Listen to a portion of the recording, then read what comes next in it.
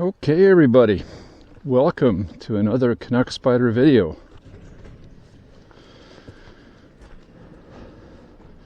So today is,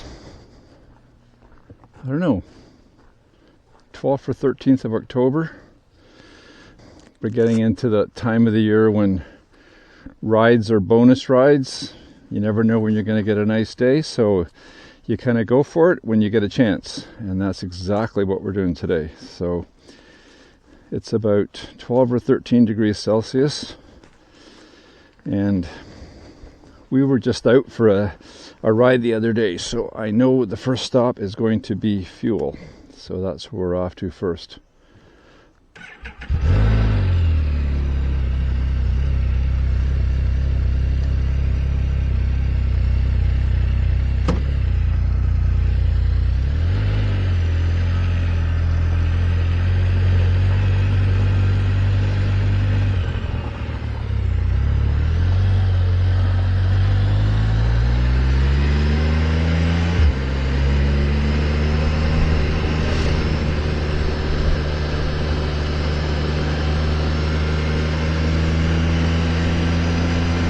The bike is reading 15 degrees, so that usually reads a couple of degrees high, so I was about right.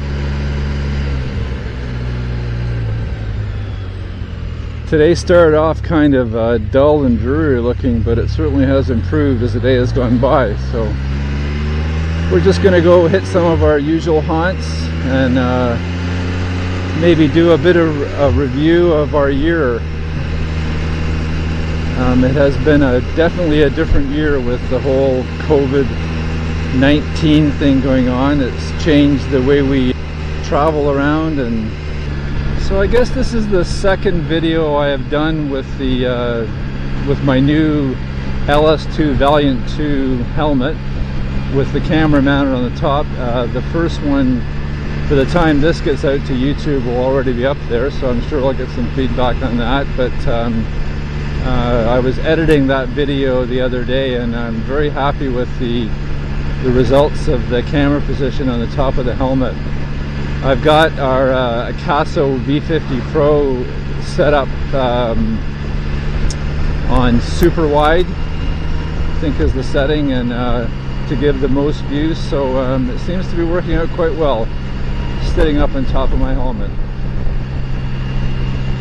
We got out for a ride on the Saturday of the long Thanksgiving weekend. Well, Thanksgiving up here in Canada, which is around the second weekend in October, and got a beautiful ride in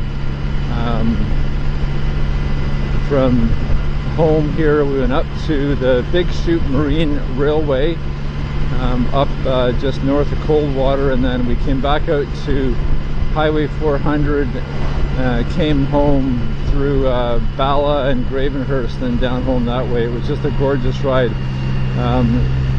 Kind of a weird day weather-wise. It started out really cloudy, and we even went through a little bit of sprinkles of rain, but by the time we got up to Big Chute, it had cleared right up, and the wind really picked up. It was a blustery ride back, but it was very nice. The temperature was pleasant, right around 21 or 22 degrees Celsius.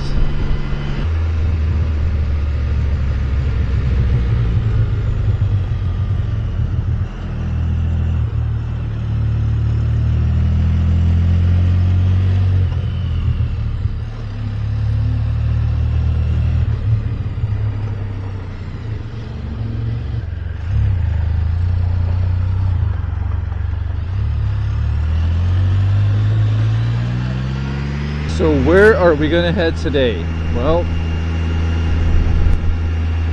I've got a rough idea. Hit some of the usual haunts. I'm not going to go too far, but you never know. So what could we say about motorcycling, spidering in 2020, now that we're near the end of the season? So we started out the year before even the end of the winter, and what we were thinking about doing is in the early part of the spring we were going to head away down south for some warmer weather after a cold winter up here in Canada, And then, as everybody knows, everybody's life got modified by COVID-19. So we were sitting in a restaurant one day and my wife Leslie said, you know, we're not going traveling right now, so why don't we reallocate those funds and buy ourselves a trailer for the motorcycle? So that's what how we got to having the Lugg and Roll trailer. And that certainly was a big change to our riding range and comfort in terms of what we could take with us over the season. So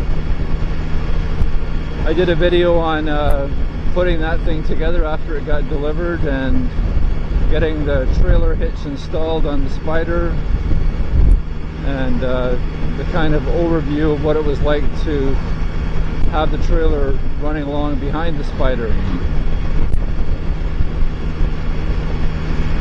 And I think it all worked out very well. So you can see along the way here, still a lot of the trees are looking really pretty, but some of them are really starting to drop down their leaves. I think the peak of the fall color, at least in our area, was a couple of weeks ago, maybe a week and a half ago. But when the sun hits them the right way, they look really spectacular, and I really love the ones that they kind of go through two color changes. Some of the trees, there's a couple of oak trees in our backyard that Leslie was pointing out to me the other day. They go from green to, I think they go yellow and then they go red, or red then yellow, one of the two. But it's pretty cool to see how they go through this annual metamorphosis. So right now we're heading kind of northeast from Finland out towards a town called Kenmount, and then we'll probably head across 503, which kind of is taking you over towards the Bancroft area. But I think we're going to do the loop road up through Wilberforce and maybe go up to Elephant Lake, and then figure out where we're going to go from there. Right now I'm talking to you with the chin bar of the helmet folded right back, and later on in the ride I'll fold it forward again, and so we can see if there's a difference in the microphone quality of the sound. I mentioned in my gear review video that I released earlier that we had upgraded our helmets this year to these new LS2 helmets, and I mentioned that they were very, very comfortable. Wind noise reduction was good. I should probably qualify that a bit. The comfort thing is coming along. These helmets we found to be a lot snugger fit than the previous helmets we had, and they're just starting to get broken in now after having them for probably at least a couple of months. I found when you brought the chin bar forward, it really squeezed on your face, but that seems to be getting a lot better the more we wear them. And it is nice to have the option to wear them with the chin bar up and folded back. It doesn't affect the aerodynamics of the helmet because it's tucked right behind your head. So it's been an adaptation process that we've had to go through with these helmets, but overall they're great. Nice big viewing area, you can see a lot just looking through the visor. Significantly larger than the previous helmets we had. In my gear review video, I did a kind of a quick walk around of the Spyder, just showing the modifications that we've made to it since we've got it.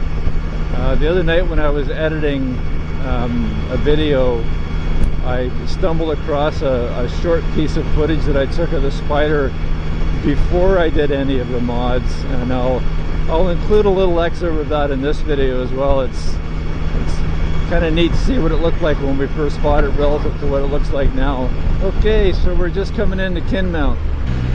I'm actually going to stop right up in here because earlier in the summer, a tornado touched down in Kenmount and went across this section of the town like a giant lawnmower. They've probably got most of it cleaned out now, but I'm still going to stop and show you what's going on here. So this tornado came right through this cemetery here. You can even see some of the headstones are down. And up in that area over there, you can see where the trees are down. Yeah, they've had to do a lot of cleanup here. You can see all the logs from the cleanup. So it went right through there, right along here, took all those trees out, across the road. And you can see those light standards for the baseball diamond, they all got kind of bent over as well as it went through. Surprised it didn't do any damage to that house over there.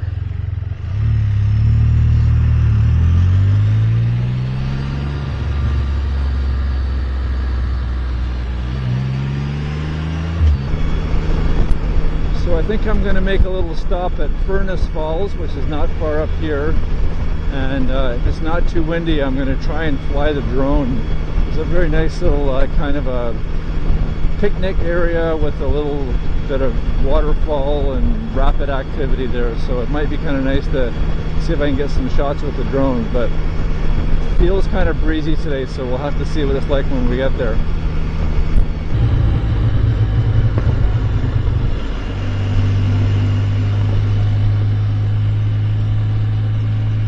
Another thing I love about this time of year, there's nobody around. Got all these little spots to yourself. It's gotta be kind of careful going through here. It's pretty bumpy.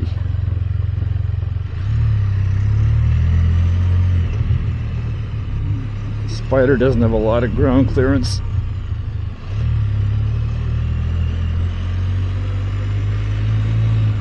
Big hole. Bump.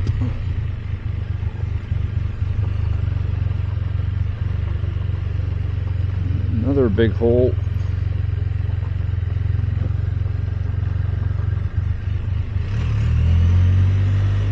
Oh, there is somebody here. Well, I'm sure we can share.